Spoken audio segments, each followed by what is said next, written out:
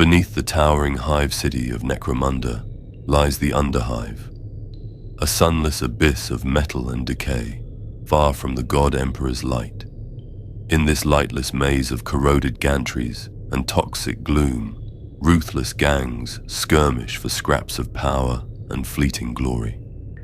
No law exists here, only survival, and horrors stir in the depths. Whispers of fortune and hope coil through the stagnant air. Rival blood is spilled, and shadows creep closer.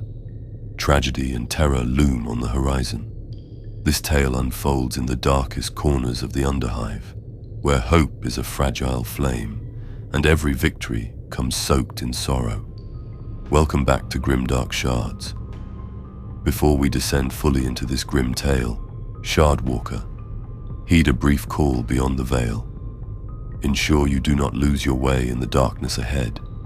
Sound the bell of notification, so you will know when next we speak from the shadows. If you find yourself drawn into this saga of horror and fate, mark your approval with a like, and consider enlisting in our ranks by subscribing to join us on future journeys. Should you wish to aid these chronicles further, find the Ko-fi link in the archives below. And remember, support is appreciated, not mandated. Your willingness sustains this humble Vox channel, but the choice is always yours. Now, steel your heart and trust no whisper, for we are about to begin. Hold your breath and step with us into the Underhive, where our story awaits. Darkness. It pressed in from all sides, an ocean of shadow flooding a vast space that once might have been a grand manufactorum. In the dream, Annika stood alone on a narrow gantry high above the unseen floor. The air was thick with chemical fumes and the reek of decay, burning her throat with each breath. Far below, molten slag or something worse glowed faintly, its dull red light casting flickering shadows up the cavernous walls. The silhouettes of ancient machines, great cranes, dangling chains, broken walkways, stretched like the bones of long dead beasts in the gloom. Annika's heart pounded in the eerie silence. This is a dream, she realized, yet it felt real enough that cold sweat slicked her skin. She peered over the railing of the gantry. The darkness below seemed to move, as if alive. There was a whisper then, a distant voice echoing up from the pit. She couldn't make out words, only a faint susurrus that tugged at her mind. It sounded almost like her name. She stepped back, suddenly afraid the fragile metal ledge beneath her feet would collapse and send her plummeting. The steel grated beneath her boots with a teeth-aching screech. Across the abyss, high on the opposite wall, she saw something stir. A figure, or perhaps just a shifting shadow. 2 pinpricks of blue fire glinted in that blackness, watching her. Annika opened her mouth to speak, to call out or to scream, but no sound came. Her voice died in her throat. The whispering from below grew louder. The 2 ghostly lights across the void began to drift closer, gliding through the air toward her, growing larger. She realized with dread that they were eyes, pale, lidless eyes set in a vaguely human outline of swirling darkness.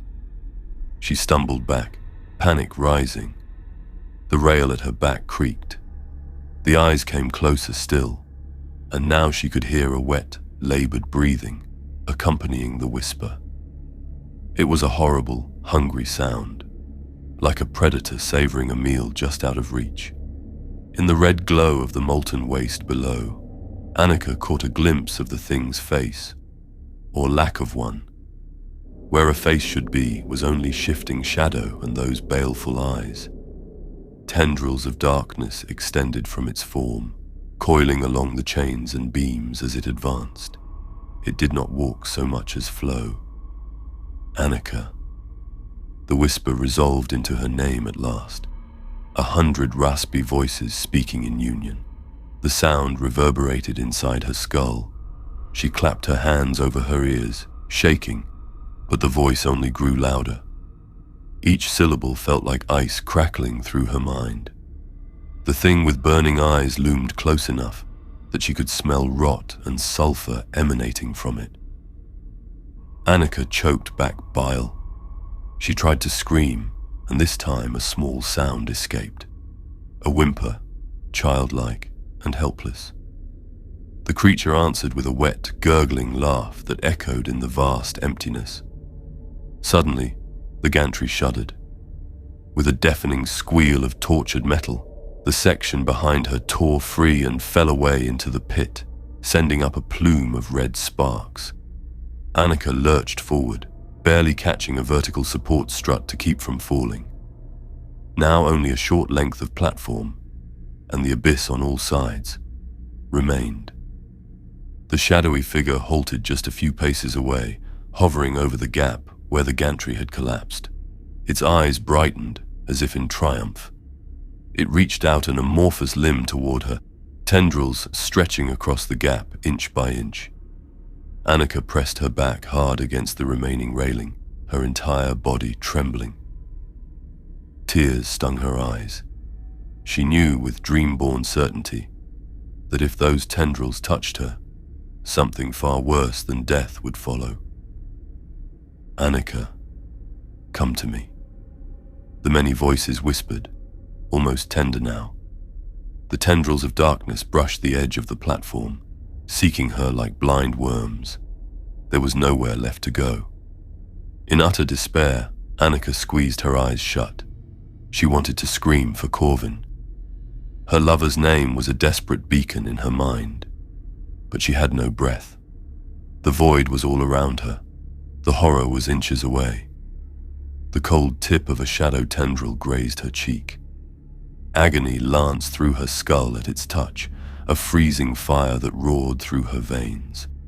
Her eyes flew open in shock and pain. The thing was upon her, enveloping her in darkness. Annika finally found her voice and let out a piercing scream. And then she woke. Gasping, Annika bolted upright in the darkness, her throat raw. Her entire body was shaking violently, drenched in sweat. It took a second to realize she was no longer on a collapsing gantry, but in the cramped shelter of the gang's hideout. Faint lumens cast a feeble orange glow across sheet metal walls and the piled scrap that made up their bunks. The smell of rust and mold filled her nose, the familiar sense of home in the underhive, but even that comfort was tainted by an acrid hint of ozone. Beside her, Corvin stirred from sleep, awakened by her scream. "Annika!" he rasped, voice thick with alarm. He reached out, strong hands gently gripping her shoulders. "Throne, you're freezing. What happened?" Annika couldn't answer immediately. She stared around their hovel, still half expecting to see twin eyes burning in a corner. There was nothing. Only the hunched form of Scabs snoring on a pallet across the room, and the distant drip of water through leaky pipes. No whispers, no glowing eyes, just a nightmare. She exhaled a ragged breath. I'm fine," Annika managed, though her voice quivered. "Just a bad dream." Corvin brushed a damp lock of hair from her brow. His own scarred face was tight with concern in the dim light. "The same one again?" he asked quietly. Annika nodded, swallowing. It was not the first time she had been visited by that nightmare shape in the dark. Each time it felt more vivid, more real, and each time the voice calling her name grew clearer. Corvin pulled her into his arms, and she buried her face against his bare chest, listening to the steady drum of his heartbeat. It grounded her, pulling her back from the lingering terror. She realized her hands were ice cold. Corvin rubbed them between his own calloused palms to warm her. "It's all right," he murmured. "It's not real. Just the underhive playing tricks on your mind." Annika wished she could believe that. Nightmares were common enough down here. Every ganger had memories that haunted their sleep. The darkness itself could worm into the mind after long enough. Still, something about this nightmare felt different. The pain, the smell, they hadn't faded upon waking. In the corners of her vision, she almost thought she still saw a flicker of red light. She shivered and clung tighter to Corvin. "I'm sorry," she whispered. "Didn't mean to wake everyone." A rough chuckle sounded from the other side of the small room. Preacher, curled under a tattered quilt, was blinking awake. He ran a hand over his bald head and grumbled, "Emperor's teeth, girl. You trying to summon a sump demon with those screams nearly stopped my heart." Despite the grousing words, his tone held only grouchy affection. Annika managed a weak smile. "Just a nightmare, Preach. Go back to sleep." Preacher harumphed and rolled over, already muttering a half-forgotten litany to the God Emperor as he settled, likely a prayer for banishing evil dreams. Annika knew Preacher's zeal was his way of coping with fear. If chanting a line from the Redemption Psalms gave him comfort, she wouldn't begrudge him that.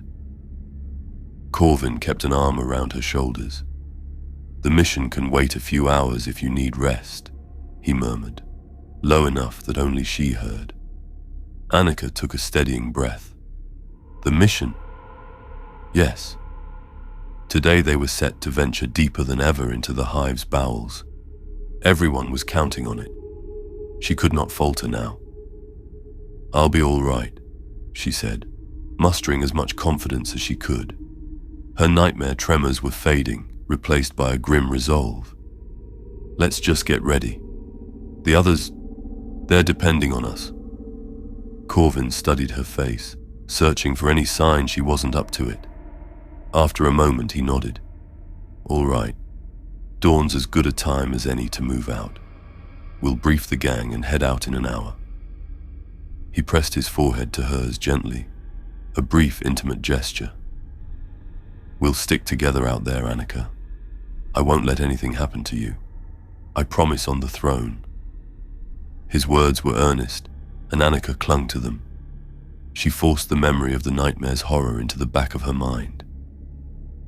"I know," she replied softly, placing a hand over his heart. "Thank you." Beyond their thin, corrugated walls, somewhere in the depths of the underhive, a distant metallic clang echoed, the hive's shifting bones heralding the dawn shift.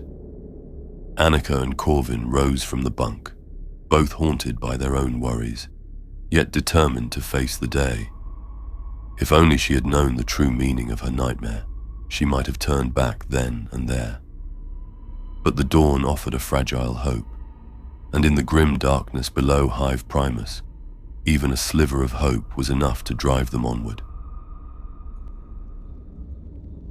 Thick, stagnant air greeted Corvin as he pushed aside the scrap metal door of the hideout.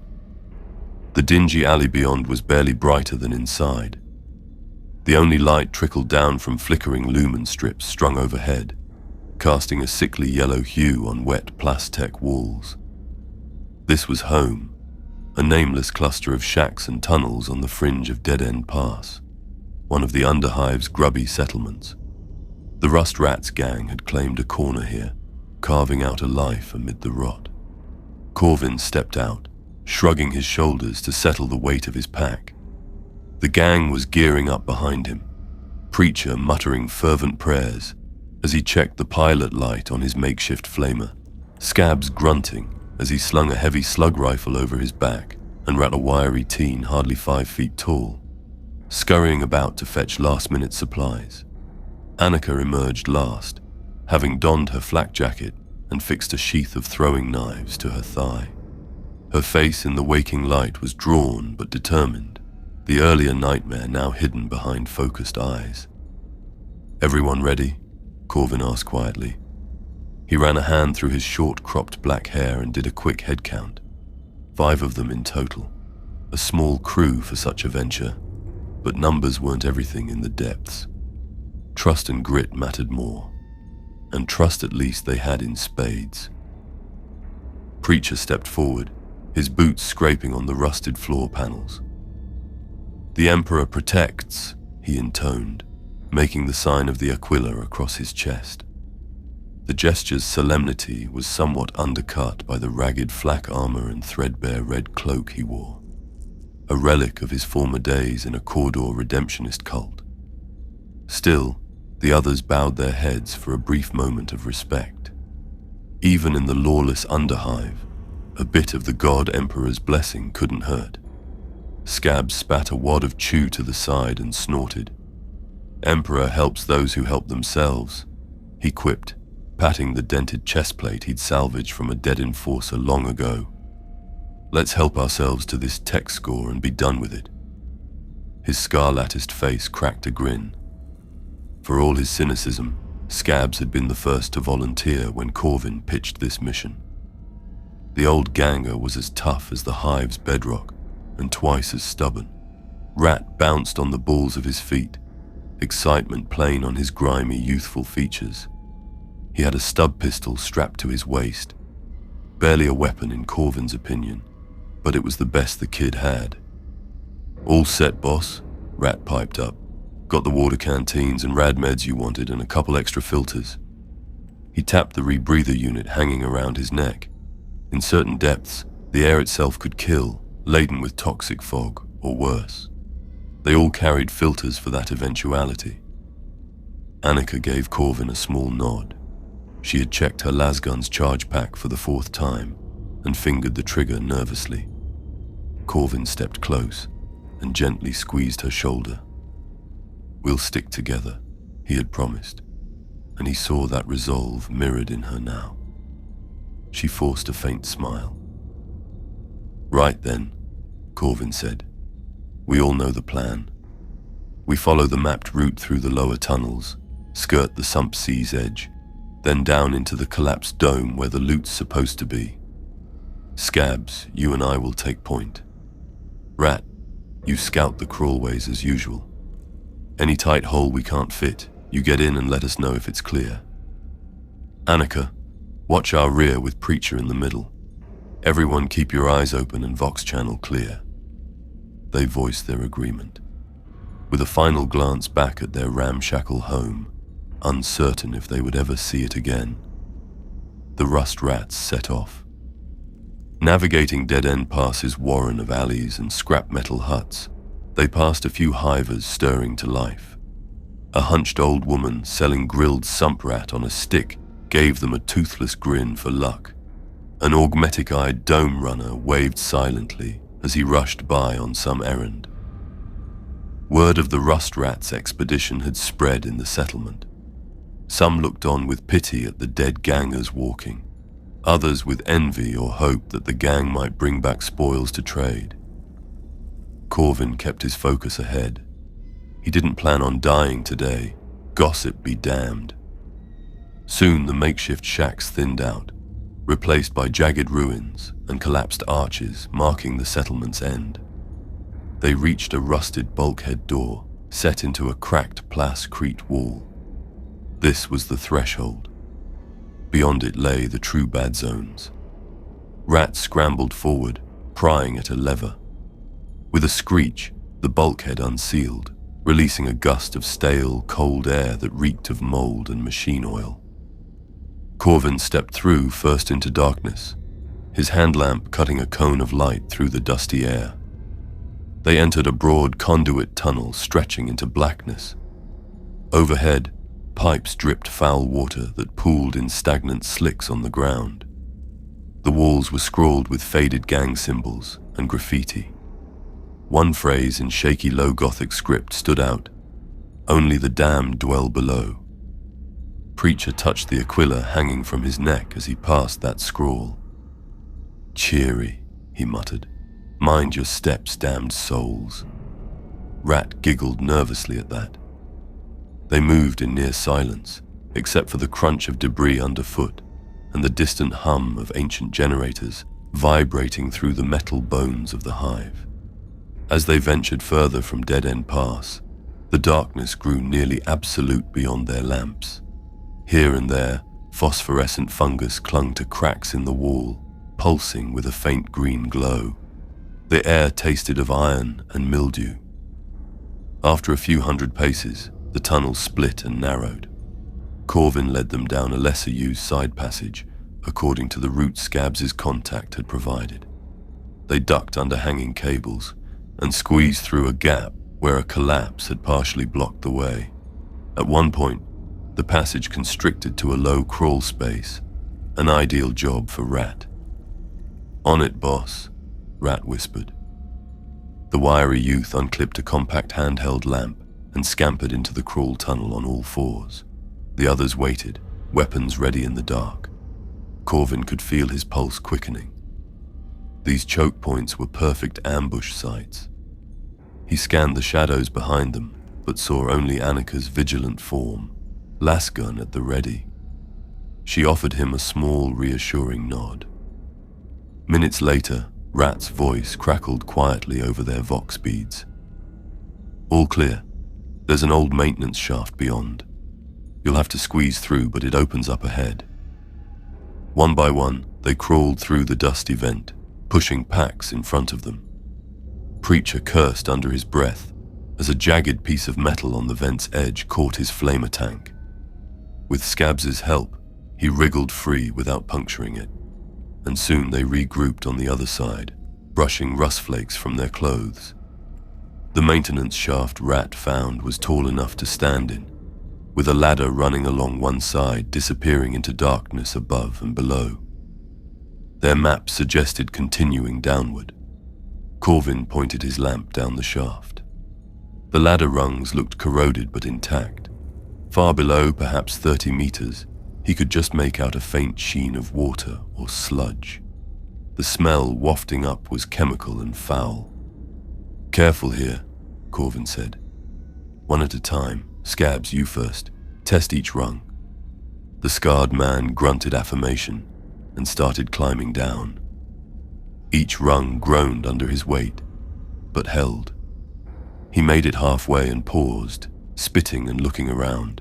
"There's a side tunnel about 10 meters down. That's our stop, yeah?" he called softly. Corvin checked the datapad map fixed to his wrist. A blinking green line confirmed an access tunnel at roughly that depth, leading toward the sump sea edge. "That's it. Go on in. Secure it." Scabs descended a few more rungs, then swung himself expertly into a dark alcove where the side tunnel lay. "In. Smells like sump down here, all right?"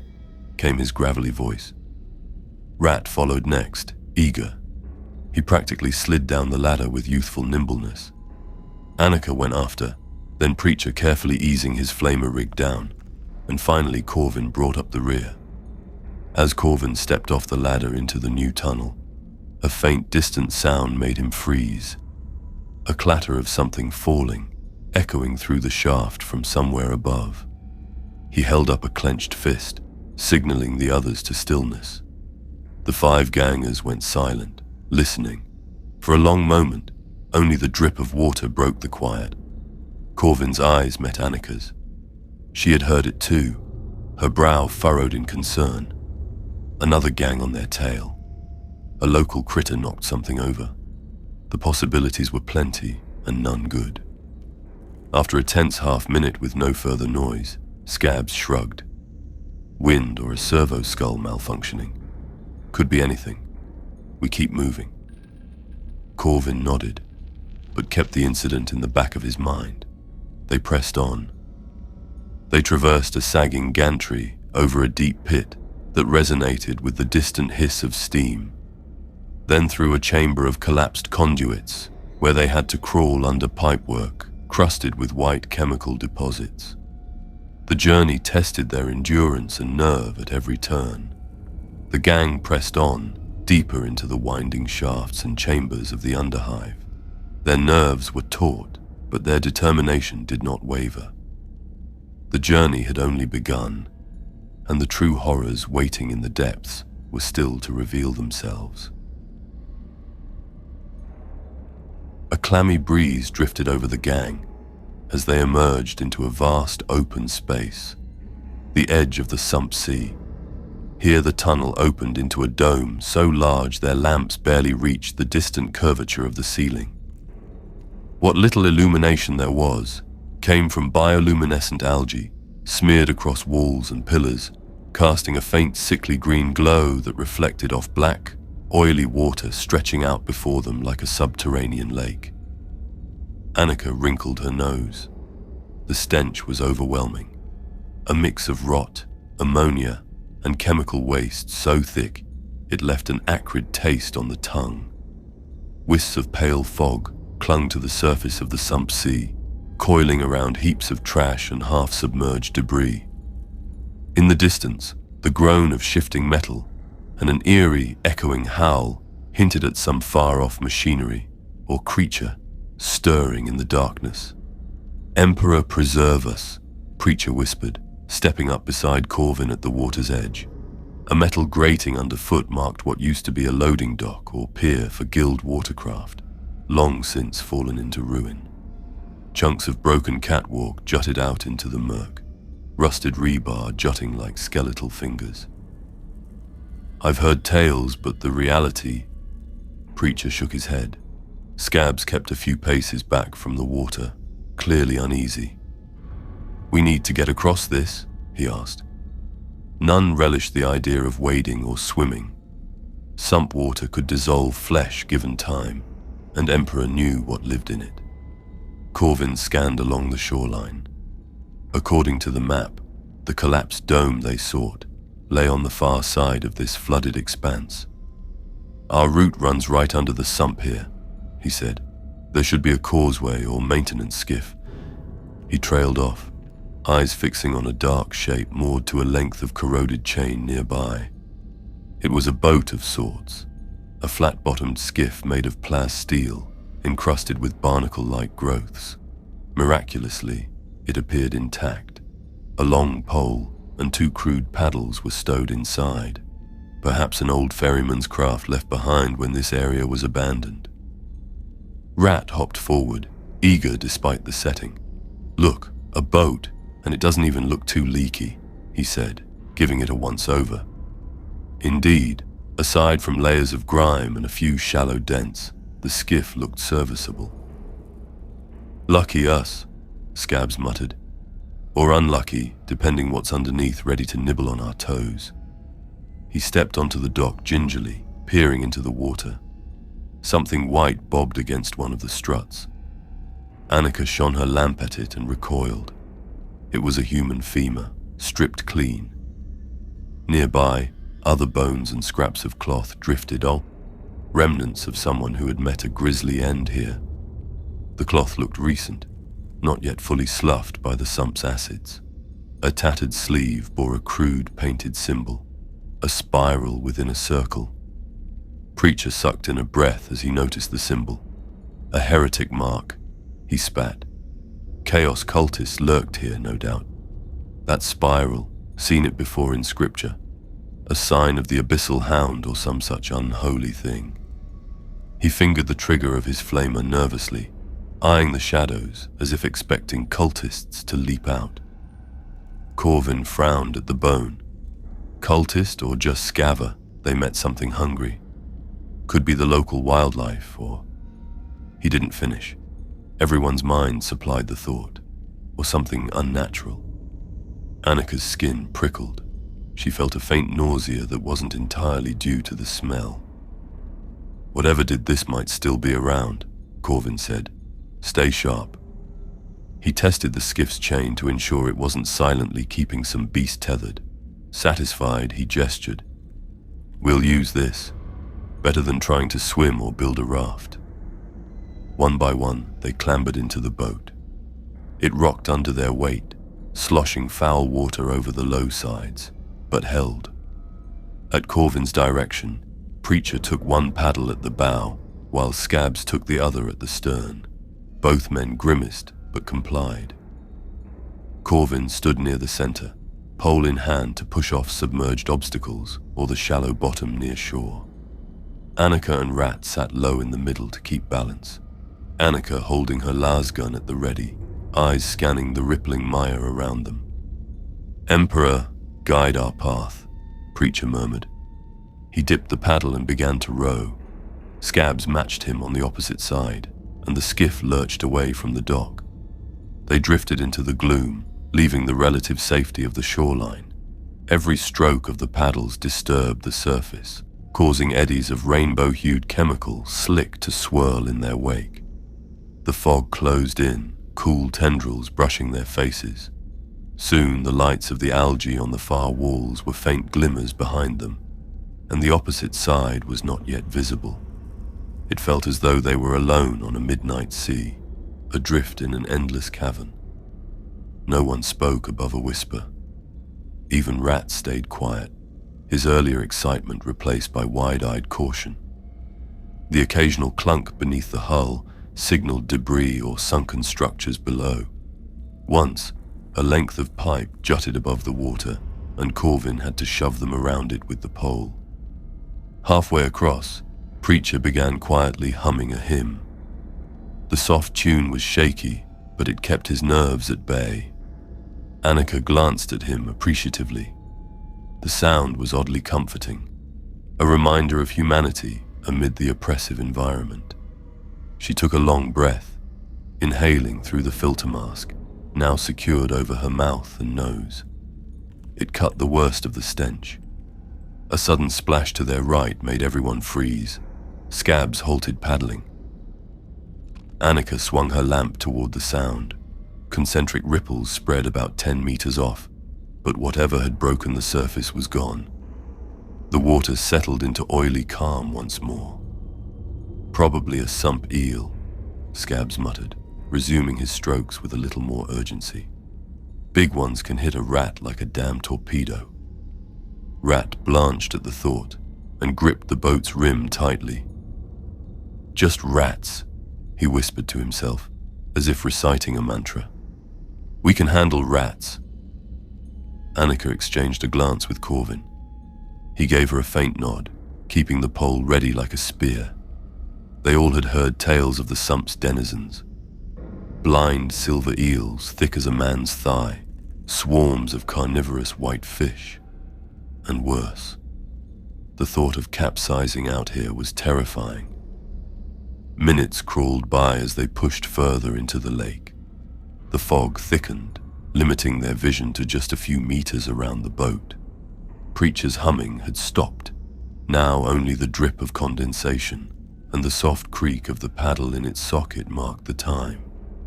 Each of them listened intently for any other sound. Annika's heart thudded a steady drumbeat. Her palms were slick inside her gloves, and she wiped one on her trouser leg. She realized she was instinctively extending her senses, straining not just to hear, but to feel any presence out in the dark. It was an unconscious habit she didn't fully understand, one that sometimes showed her a fraction of a second's warning before danger. But now she sensed nothing besides her companion's anxious breaths. If something lurked beneath the black water, it was hidden from even that sixth sense. A faint thump reverberated through the hull. Preacher looked back sharply. Hit something? Scabs shook his head. Don't think so. Suddenly the boat lurched violently upward as if lifted by a wave. A massive splash erupted on the port side, drenching Rat and Annika. She cried out, bracing herself and clutching her lasgun to keep it from sliding. Rat lost his grip and tumbled against Preacher's legs. The skiff rocked, nearly capsizing as Scabs yelled in alarm. Corvin thrust the pole down on the opposite side to counterbalance, muscles straining. Steady! Steady! He barked. The boat slammed back down onto the surface, tossing everyone. Preacher managed to stay upright, but Scabs toppled to one knee, swearing. There was a moment of stunned silence. Then something heavy slammed into the underside of the boat with a dull boom. The whole skiff bucked. This time Annika saw it, a colossal shape just beneath the brackish water, a long shadow moving with lightning speed. Throne! What is... Rat's shout cut off as the shape rammed them again. The side of the boat lifted clear out of the water, and with a single horrific splash, Rat was gone. He'd been pitched overboard, a flash of flailing limbs and a terrified scream swallowed by the dark waves. "Rat!" Annika screamed, lunging toward the side. She caught a glimpse of his head breaking the surface a few meters out, eyes wide in panic. He gasped a breath, splashing wildly. Corvin dropped the pole and snatched up his autogun. "Hold on," he yelled, though whether to Rat or the others was unclear. Preacher swung his paddle around, trying to reach it out for Rat to grab, but the youth was already being dragged through the water by an unseen force. A scaled, ridged back breached the surface near Rat, a massive reptilian shape that sent ripples surging. The water around the thrashing boy frothed red. By the light of Annika's lamp, a nightmarish form rose. A gargantuan maw lined with jagged teeth clamped around Rat's midsection. It was a sump croc, had to be. An ancient mutant crocodilian as large as a ground car. Its eyes were milky white, and its hide pocked with tumors and barnacles. With a sickening crunch, the beast bit down, and Rat's screaming stopped abruptly. "Emperor, no," Preacher breathed, horror-stricken. Rat's limp form was jerked under the water in a swirl of blood. The sump croc's massive head turned towards the boat next, jaws gaping and dripping gore. They had only seconds before it struck again. "Fight!" Corvin roared, raising his autogun. The hollow darkness of the sump dome filled with gunfire as he opened up at the oncoming horror. Lass bolts from Annika's gun lanced out in quick succession, bright against the fog. Scabs fumbled for the shotgun strapped to his back, eyes wide in shock. As the thundering gunfire erupted and the monstrous predator lunged, the fragile silence of the underhive was shattered. The battle for their lives had begun in earnest, and any hope of slipping through this dome unnoticed was lost in a tide of blood and fury. Corvin's rounds hammered into the charging beast, puffs of thick hide and foul blood spraying from its flank. Annika fired shot after shot, aiming for the creature's head.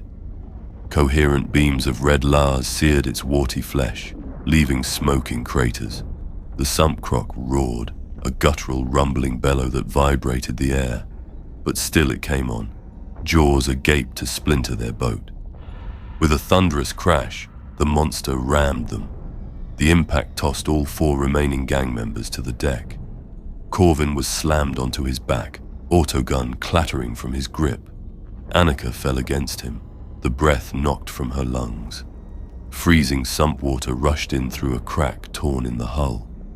The skiff was wedged partly into the beast's maw now, caught between serrated teeth. Wood and plasteel groaned as the creature tried to shake its prey apart.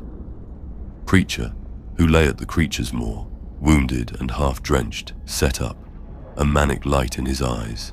"Back to the hell that spawned you," he howled, squeezing the trigger of his hand flamer. A jet of orange fire whooshed out, engulfing the sump croc's snout in burning promethium. The dark dome lit up with the sudden blaze. The mutant crocodile recoiled, thrashing violently as flames licked its scaled face. A keening hiss of pain escaped it. In its agony, it released the boat from its jaws. The skiff splashed back into the water, free but now leaking badly and rocking perilously. Scabs had been thrown overboard by the last hit, and now floundered nearby, sputtering in the waist-deep shallows. Luckily, they had drifted close to the far shore's submerged edge. Corvin scrambled up, pulling Annika with him. The sump croc, enraged and partially aflame, was turning for another strike despite the charred flesh around its head. The beast's albino eyes fixed on Preacher, who still held the flamer aloft. "Get clear," Corvin shouted. He and Scabs half-carried Preacher, who was sobbing between clenched teeth, further up the sloping bank of debris. Annika backed away, still facing the water. The sump croc recovered, enraged anew. Its tail lashed, and it surged forward toward them, dragging itself partially onto the slope. Despite bullet wounds and burns, it refused to relinquish its kill. Annika aimed her lasgun carefully. The beast opened its mouth wide, bellowing. She saw down its gullet, saw jagged fangs and the remnants of rat's blood. Steeling herself, she fired directly into that maw. 3 rapid shots of ruby light lanced into the creature's throat. The sump croc spasmed, choking on its own roar. It retreated a few feet, thrashing wildly. At the same time, Scabs leveled his shotgun, fury contorting his scarred features. He let loose both barrels at the thing's head. The thunderous blast echoed, and the slug shattered one of the monster's lidless eyes in a burst of milky gel and ichor.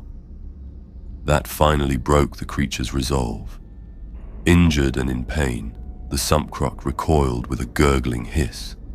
It turned and slid back into the black water, vanishing in a trail of crimson. A final slap of its tail against the surface sent a wave washing up over the bank. Then all fell still, save for the ragged breathing of the survivors. They waited, weapons trained on the rippling water, but the beast did not return. Only then did anyone dare to speak. "Throne. Is it dead?" Scabs panted. "Doubt it," Corvin answered, voice grim. "But it's hurt bad enough to leave us be. Emperor willing, it'll crawl off somewhere to die." He knelt beside Preacher. "How bad?" Preacher's leg was a ruin below the knee. Even in the dim light, Annika could see bone glinting through torn muscle and shredded cloth. Blood poured freely, staining the puddles around them black. Preacher was conscious but in shock, jaw clenched so tightly no sound escaped, though tears of pain streaked the grime on his face. Annika slung her lasgun and immediately shrugged off her pack. She pulled out a roll of bandage and a syringe of coagulant. "Hold him," she instructed. Scabs moved to grip Preacher's shoulders, while Corvin held his leg steady. "I'm here, Preach," Annika said as soothingly as she could, while her own hands trembled. "Stay with us." She pressed the syringe to his thigh, injecting the coagulant to stem the bleeding, then began wrapping the bandage tight around the shredded limb. Preacher finally gasped aloud at the pressure, sucking in air through his teeth, but color started returning to his face now that the worst bleeding slowed. "Emperor. Tests. My faith." He groaned. "You're all right," Corvin assured him, though he exchanged a worried glance with Annika. They both knew that without proper Medicae, Preacher's prospects of keeping that leg, or even surviving long-term, was slim. Infection in the underhive killed as surely as any bullet. But there was no turning back now. Dead End Pass was miles behind, across hazards they barely survived the first time. The only way out was forward. Scabs stood guard, eyes scanning the dark lake for any sign of movement. "Rot in hell, you overgrown newt," he muttered, spitting into the water in the direction the sump croc had gone. His voice was rough to mask the quaver of adrenaline come down. They had lost Rat and nearly Preacher in a matter of minutes. Rat. The reality hit them fully now. The boy was gone.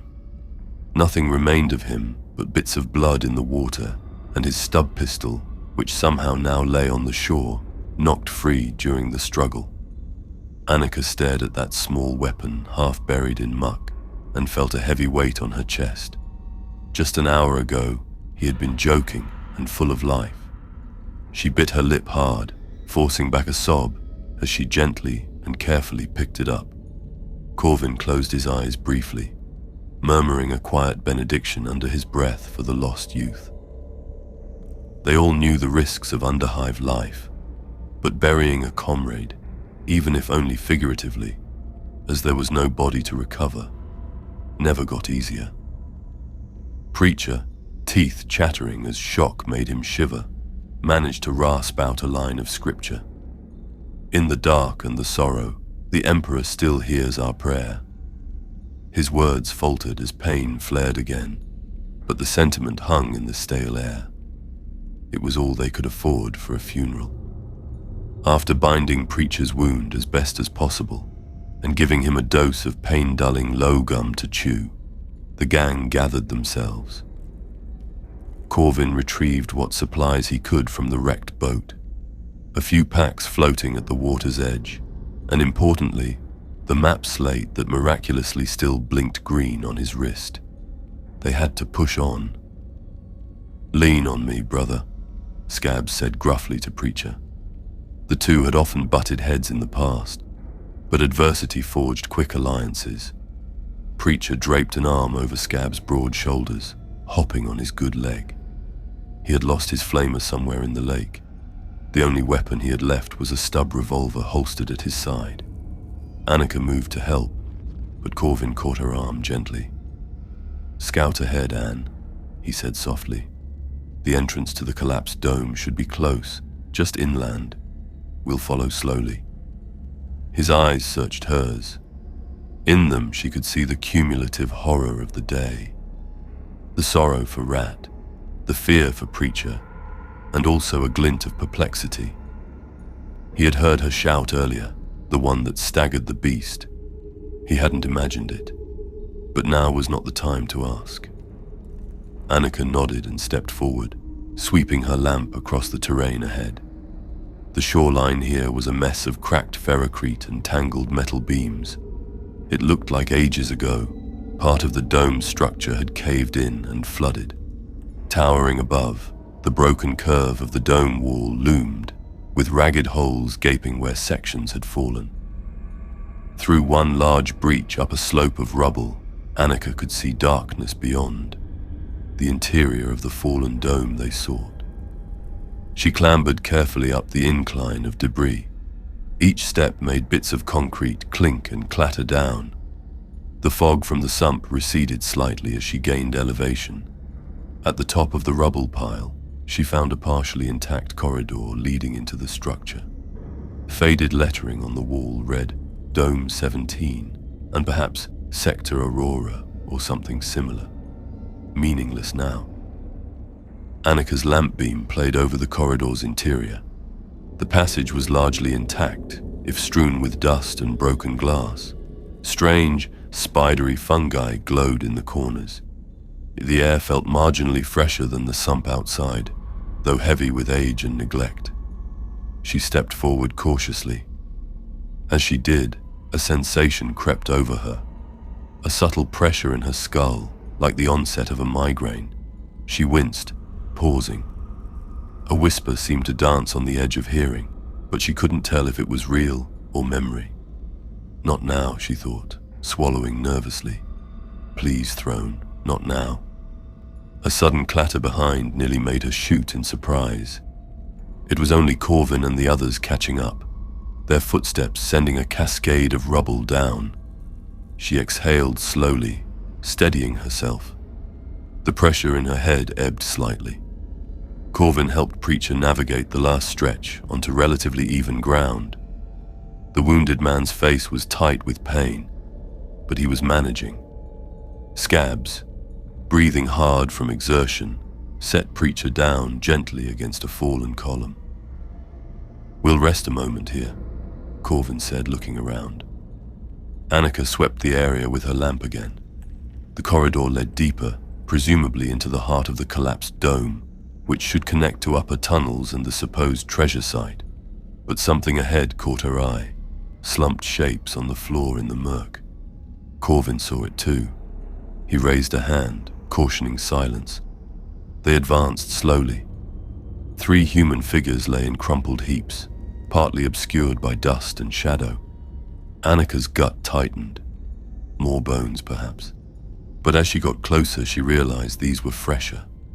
The bodies were attired in ragged garments, likely hive scavs or cultists. One clutched a rusted autogun. Another had what looked like a ceremonial dagger still strapped to his belt. Yet all 3 corpses were desiccated, as if drained of life. Their skin was ashen, stretched taut over bones, faces locked in expressions of utter terror. Oddly, there was no sign of bullet wounds or beastly mauling. They looked mummified. Scabs hissed through his teeth at the sight. What the hell did this? He prodded one with his boot. The body crumpled into itself disturbingly, limbs stiff. Preacher, still leaning on the column, made the sign of the Aquila. "I've seen this in texts," he whispered. "Souls taken by warp taint. Witches or demons. They can suck the life out of a man, leaving only a husk. Emperor, save us." His eyes darted around the dark corners of the corridor. Annika felt a chill unrelated to the damp air. The whisper at the edge of hearing returned, clearer now. A dry chuckle, a scrape of claws on glass inside her mind. She squeezed her eyes shut, trying to block it out. Corvin knelt to quickly search one corpse's belt, producing a small pouch and a data slate. The slate's screen was cracked and dead, but within the pouch he found something glinting. A few silver tokens and a vial of pale powder. "Spook," he muttered, recognizing the drug. "Warp dust. These scavs were probably users, or cultists trying to induce visions." "Fools," Preacher spat weakly. "They called down damnation on themselves." "Whatever happened, it wasn't long ago," Corvin said, noting that the bodies, while dried, had not decayed or been eaten by vermin yet. "Be on guard. The air in here, it feels wrong." No one disagreed. Annika certainly felt it. The wrongness, like an unseen gaze crawling over her skin. She touched Corvin's arm lightly. "We should keep moving. The sooner we find what we came for, the sooner we leave this place behind." Her voice was steady, masking the turmoil inside. Corvin nodded. "Scabs, take point up the corridor. Annika right behind. I'll help Preacher follow." Scabs pumped his shotgun once, loading fresh shells, then started forward. Annika steeled herself and went next, stepping around the corpse of one unfortunate cultist. The tunnel beyond sloped downward, and the architecture opened into a larger space. It was as if they were entering the central chamber of the collapsed dome. As they proceeded, faint noises echoed. A distant drip, the hum of leftover power in a cable, or quiet laughter. Annika couldn't tell if it was real or in her head. She grit her teeth and soldiered on. Behind her, Preacher limped along with Corvin's support, softly reciting a protective catechism under his breath. His voice reverberated off the metal walls, a fragile bulwark against the encroaching dread. The passage widened abruptly into a cavernous hall. Scabs halted at the threshold and held up a fist to signal stop. Annika came up beside him and inhaled sharply at the sight. The heart of Dome 17 lay before them, a massive space littered with machinery and wreckage. Overhead, the dome's ceiling had cracked open, and through it trickled a thin shaft of greyish light from higher levels of the hive. The one beam illuminated motes of dust dancing in the air. Broken catwalks dangled like nooses, and toppled manufacturum vats lay on their sides. Pools of dark liquid water or chemicals dotted the floor, and scattered throughout were more bodies.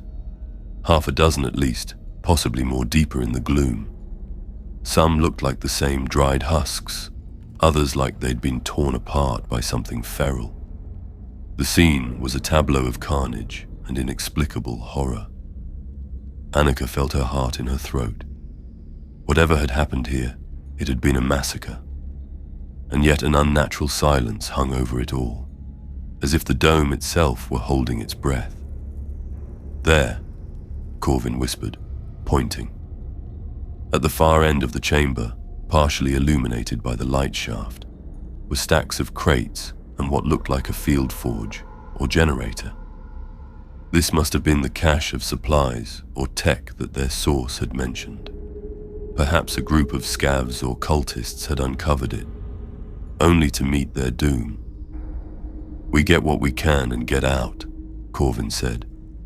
He carefully eased Preacher down to sit with his back against the wall near the entrance. Preacher nodded, sweat beading on his brow as he clutched his bandaged leg. "You three, go," Preacher managed. "I'll cover our rear.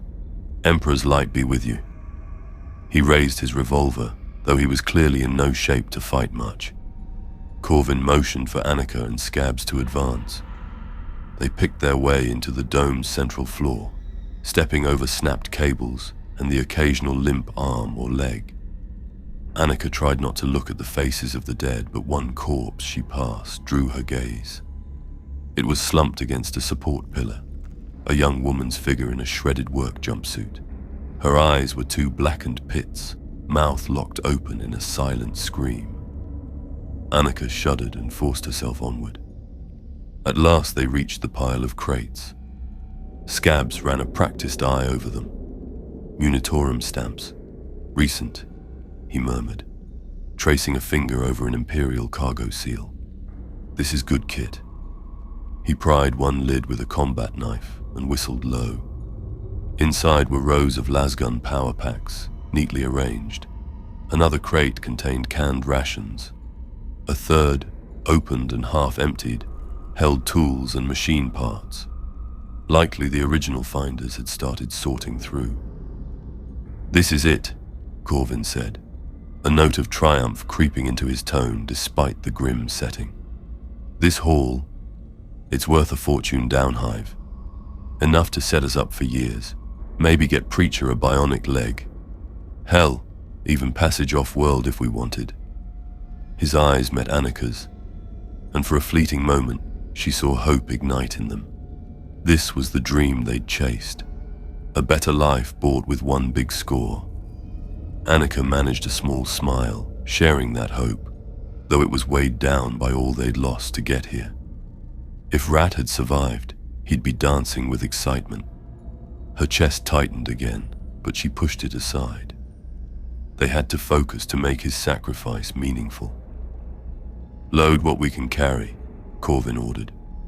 He shrugged off his pack and began stuffing it with ration tins and power cells. Scabs did likewise, his rough hands surprisingly gentle as he handled the valuable supplies. Annika moved to a humming generator-like unit that stood beside the crates. It was active, a low throb of energy emanating from it, and a screen blinking weakly with data. "This looks like a portable generatorium," she said. "They must have had it running to power lights or equipment in here." Perhaps that explained the slight flicker of lumen still present. As she peered at the small screen, a line of text scrawled across it caught her eye. "Gate open. Gate open. Gate open." Repeated over and over. "Gate." She leaned closer, trying to understand the machine's purpose. It didn't look standard. Suddenly her vision swam. The pressure in her skull returned full force. The screen's text seemed to warp and twist before her eyes. The words, "Gate open," stretching into a spiral. No, not now. Annika pressed a hand to her temple. A faint voice, no, multiple voices, sighed at the edges of her mind. So hungry. So close. "Open the door. Let me in." Annika staggered back from the device, bumping into Corvin. He caught her by the arm. "Annika, what's wrong?" She stammered. Before she could explain, Preacher's voice echoed from across the chamber, edged with panic. "Corvin, something's here." They all snapped to look at Preacher. He was still seated against the wall, but his revolver was raised, pointing not back the way they came, but inward, toward the darkness of the dome's upper reaches. His hand shook, and his eyes went wide. Annika followed his gaze and felt her blood run cold. Above, near a broken catwalk, wisps of shadow coalesced, coiling like black smoke. And within that darkness, two pinpoints of blue fire glowed, staring down at them. Her nightmare. The eyes from her nightmare were here. "Throne of terror," Corvin breathed, raising his autogun at the apparition. Annika could not tear her eyes away from those floating azure embers. The whispering chorus in her head crescendoed, and reality itself seemed to dim around the edges. A guttural, echoing laugh filled the dome, and the shadows began to descend. The horror that had slaughtered the cultists had not gone. It had only been waiting. And now, with the Psyker's presence to draw upon, it was awakening fully. The shadow descended like a living nightmare. It pooled on the dome floor, coalescing into a vaguely humanoid silhouette towering 3 times the height of a man. Tendrils of darkness writhed about its form, and at its center, those 2 cold blue eyes blazed with malevolence. The laughter that emanated from it was a chorus of 1,000 mocking voices.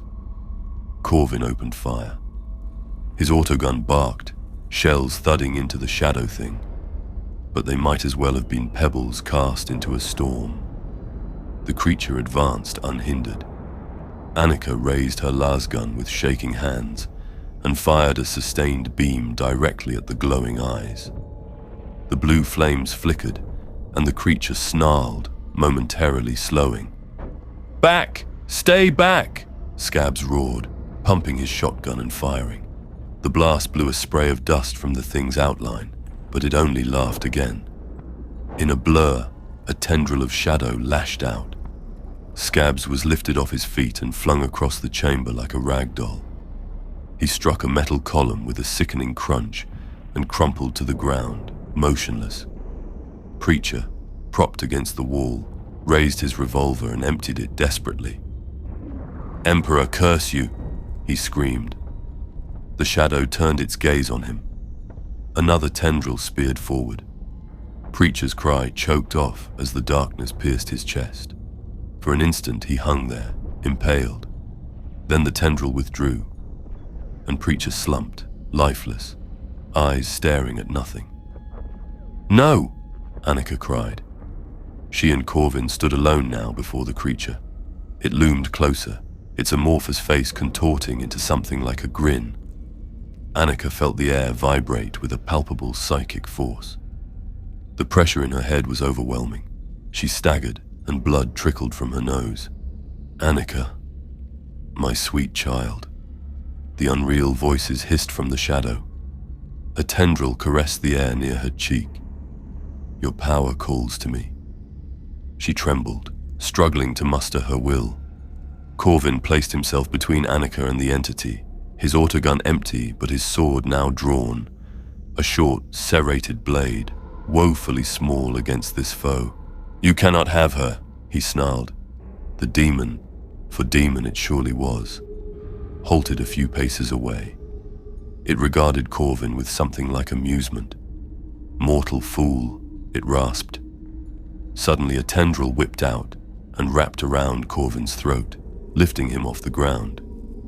He gagged, sword dropping from his grasp as he clawed at the inky coil choking him. Annika screamed, a raw, primal sound. She hurled her lasgun aside and thrust out both hands. A concussive blast of psychic force surged from her, a wave of invisible energy born of terror and love. The tendril holding Corvin shattered into wisps of smoke, releasing him. The demon itself recoiled, its form flickering at the edges. Annika's eyes blazed now, twin motes of white light. For a heartbeat, the shadow retreated from her power. But Annika cried out as her strength suddenly failed. Using her abilities felt like grasping barbed wire. The more she exerted, the more it tore at her mind. She fell to her knees, dizziness crashing over her.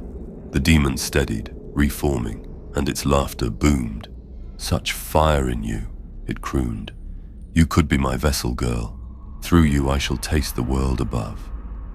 The darkness began streaming toward Annika, tendrils converging. She felt an unbearable cold engulf her limbs. Annika's vision dimmed as the demon wrapped around her.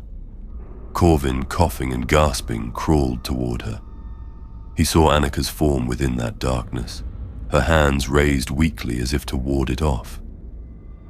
"Annika!" he shouted, voice breaking.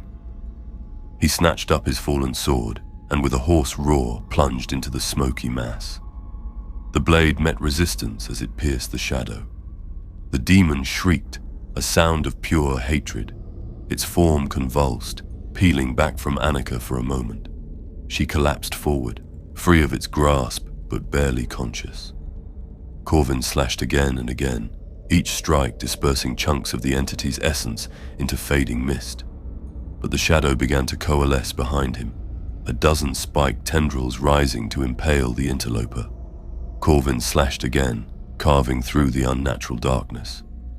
But the demon reared up behind him. A dozen spiked coils poised to impale. Seeing Corvin in mortal peril, Annika realized with cold clarity what must be done. Bloodied and shaking, she pulled out Rat's stub pistol, pressed the muzzle under her chin, and squeezed the trigger. Corvin realized her intent an instant too late. "Annika, no!"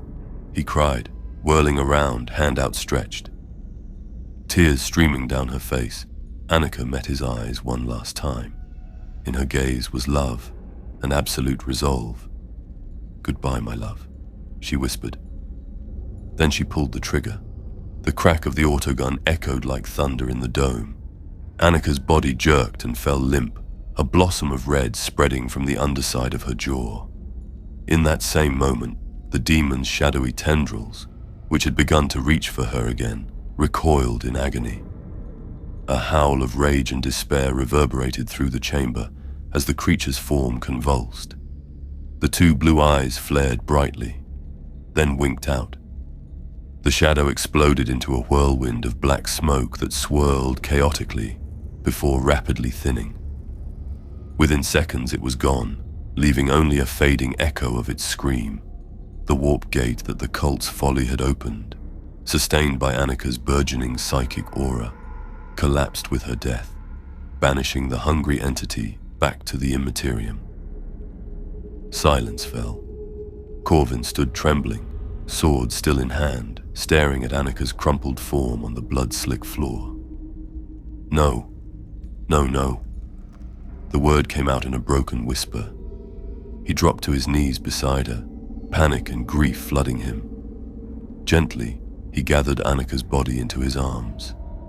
Her head lolled against his chest, golden hair streaked with red.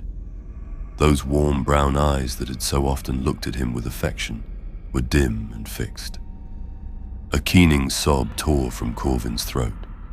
He rocked her back and forth, pressing his forehead to hers.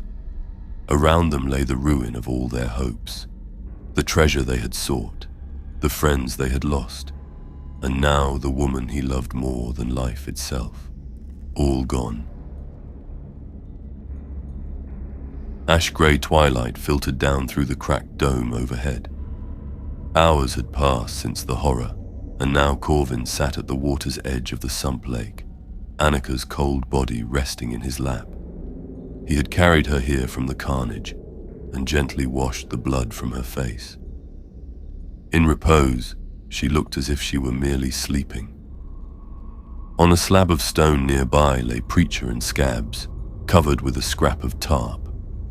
There would be no proper burials in this forsaken place, but he had not left them to rot where they fell. Not far off, the crates of supplies sat untouched, a fortune that now meant nothing. Corvin brushed a strand of hair from Annika's closed eyes. "I'm sorry," he whispered, voice cracking in the silence. He had promised to protect her, and in the end she had saved him instead. His chest felt hollow, as if his heart had been torn out. After a long time, he mustered the strength to move. He laid Annika down and pressed a final kiss to her cool forehead. "Only in death does duty end," he murmured. Her tormented duty, the curse of her powers, was over now. She was free. Sword in hand, Corvin rose unsteadily. With one last haunted look at the bodies of those he had called family, he turned and limped into the tunnel leading back toward Dead End Pass. The darkness swallowed him. As he departed, a gentle whisper seemed to echo in the still air, so soft he wondered if it was just in his mind. We'll stick together. Annika's voice, tender and loving. Corvin paused, choking back tears. When he opened his eyes, there was only silence and the drip of distant water. Alone, he continued on, a broken soul carrying the weight of the dead. In the emptiness of the underhive, the ghost of a dream flickered, and then was gone.